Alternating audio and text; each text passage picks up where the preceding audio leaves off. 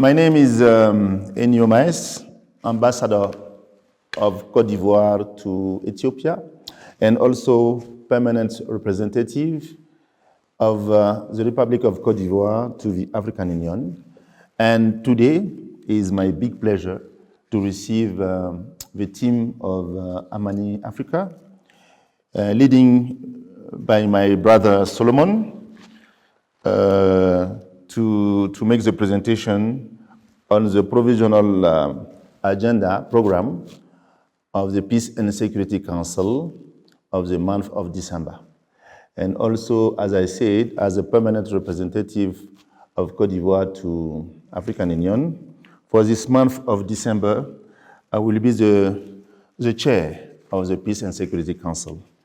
And it's my big honor also to welcome the team of Amani Africa in our premises and also big honor to congratulate the team of Amani Africa for their dedication, their engagement on the promotion of the Peace and Security Council outcomes. Now, with your permission, allow me to switch in French and to say that c'est un véritable honneur de vous présenter aujourd'hui le programme provisoire du Conseil de paix et de sécurité de l'Union africaine pour le mois de décembre 2025, qui sera sous la présidence de la Côte d'Ivoire. Ce programme est un programme qui sera très court, dû au fait que généralement le mois de décembre est un mois qui connaît donc, qui est consacré aux fêtes de Noël et de Nouvel An. Et de ce point de vue, cette période des fêtes impacte très significativement sur le programme du mois de décembre, qui fait que nous consacrerons le programme de l'agenda du Conseil de paix et de sécurité sur 2 semaines. Donc en 2 semaines, nous mettrons tout en œuvre pour pouvoir tenir les réunions du Conseil de paix et de sécurité, qui pour le mois de décembre seront marquées par une session ministérielle et 5 sessions qui se tiendront au niveau des ambassadeurs. Au niveau de la session ministérielle, elle sera consacrée au 12e séminaire annuel de haut niveau sur la paix et la sécurité en Afrique, qui se tiendra cette année à Alger, en Algérie. Et comme ce 12e séminaire est généralement connu sous le pseudonyme de processus d'Oran. Alors, c'est un séminaire ministériel qui, comme l'année dernière, avait connu un grand succès. Et nous sommes convaincus que cette année, ce séminaire qui se tiendra du 1er au 2 décembre connaîtra le même succès qu'il a connu l'année dernière. Et à l'occasion de ce séminaire, les ministres des 15 États membres du Conseil de paix et de sécurité échangeront avec les représentants du continent africain au Conseil de sécurité. Ils sont 3. Ils échangeront avec ces 3 membres du Conseil de sécurité pour voir dans quelle mesure renforcer le travail de collaboration entre le Conseil de paix et de sécurité et les 3 membres africains représentés au Conseil de sécurité des Nations Unies, plus d'autres partenaires, pour voir dans quelle mesure faire avancer la gestion des conflits en Afrique. Le 8 décembre, le Conseil de paix et de sécurité au niveau des ambassadeurs se réunira pour examiner la situation en Somalie et l'évolution des opérations de la mission d'appui et de stabilisation de l'Union africaine dans ce pays. Et comme à son habitude, le Conseil de paix et de sécurité examinera donc les nouveaux développements en Somalie et bien sûr à la lumière des difficultés actuelles qui se posent s'agissant, n'est-ce pas, des financements de cette opération de maintien de la paix en Somalie. Et donc à l'occasion, les membres du Conseil feront donc un point et pour que nous puissions donc analyser les perspectives en ce qui concerne donc les questions de financement de cette opération de maintien de la paix dans ce pays. Le 9 décembre, le Conseil de paix et de sécurité au niveau des ambassadeurs et donc, examinera donc une communication sur les perspectives continentales en matière d'alerte précoce et de sécurité. Et cette communication se fera conjointement avec le Comité des services de renseignement et de sécurité d'Afrique, le CISA, de même qu'avec le mécanisme de coopération policière de l'Union africaine, AFRIPOL, et également avec le Centre de l'Union africaine pour la lutte contre le terrorisme.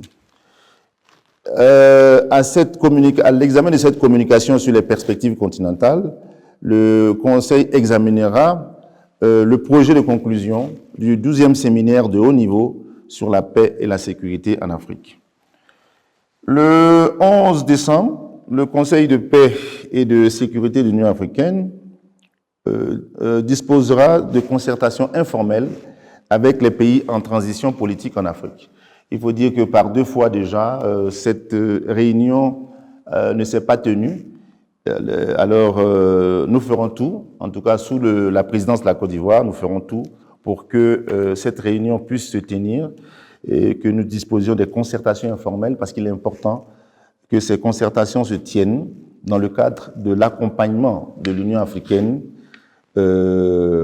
autour de ces processus de transition politique en Afrique qui ont cours actuellement un peu partout sur le continent, notamment dans les pays du Sahel, en Afrique de l'Ouest, et au niveau de la Corne de l'Afrique, notamment dans la région de l'Afrique de l'Est. Le 15 décembre, les ambassadeurs, au niveau du Conseil de paix et de sécurité, examineront le rapport de la Commission sur le mandat de la force multinationale mixte. Et cela s'est fait en début de cette année. Nous avons examiné le mandat de la force multinationale mixte. C'était sous la présidence de la Côte d'Ivoire. Et encore, nous avons la chance que ce dossier soit encore réexaminé sous la présidence de la Côte d'Ivoire. Et donc, à l'occasion, nous verrons comment évoluent les choses au niveau de la région au niveau de cette région de l'Afrique centrale pour voir comment renforcer davantage le mandat de cette force multinationale pour venir à bout des extrémismes, des menaces sécuritaires qui pèsent sur ces régions de l'Afrique centrale, sur ces pays de l'Afrique centrale. Le 16 décembre, le Conseil de paix et de sécurité examinera la situation au Soudan.